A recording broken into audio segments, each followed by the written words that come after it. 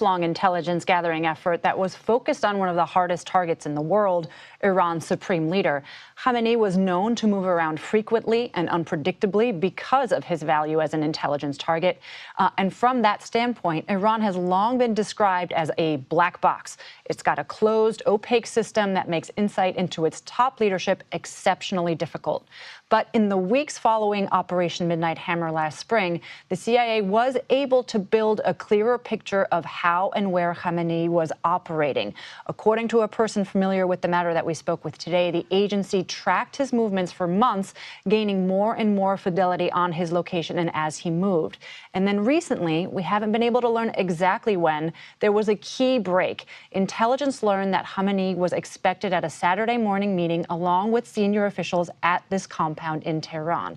And that information was shared with Israeli counterparts, and according to our source, it moved up the timeline for an Israeli missile strike on that compound in order to capitalize on the opportunity presented by this senior-level gathering. Any operation like this carries with it serious risks, and today we've got the confirmation that 3 U.S. service members were killed, 5 others seriously injured during this operation. Do we have any sense of where they may have been stationed? Well, that is the latest that we're learning this morning from U.S. Central Command, Errol. The first known confirmed U.S. casualties in this operation, 5 individuals seriously injured and several others suffering what we are told were shrapnel injuries and concussions.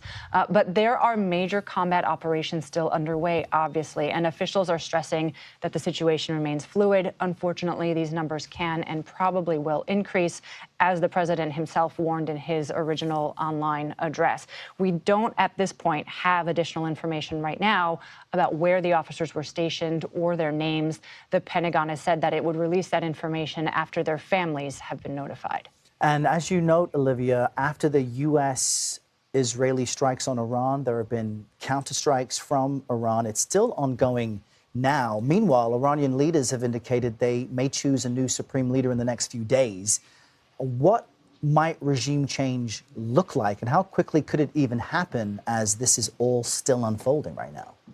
Absolutely. It's the central question, I think. When Secretary Rubio was asked it exactly a month ago, his answer was telling: no one knows. I think that picture is only getting a little bit clearer now, both because intelligence agencies have been explicitly tasked with mapping out possible succession scenarios, and because these recent strikes have, quite frankly, removed many of the regime figures who might have stepped into power to replace the supreme leader.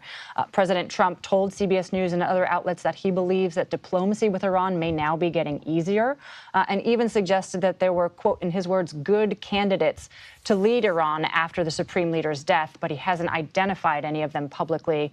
This morning, the Republican Senate Intelligence Committee Chairman Tom Cotton acknowledged that there's intense internal jockeying underway in Tehran as different figures are positioning themselves in this deliberative process to replace the Ayatollah, including some who may be trying to become, as he put it, the Delcy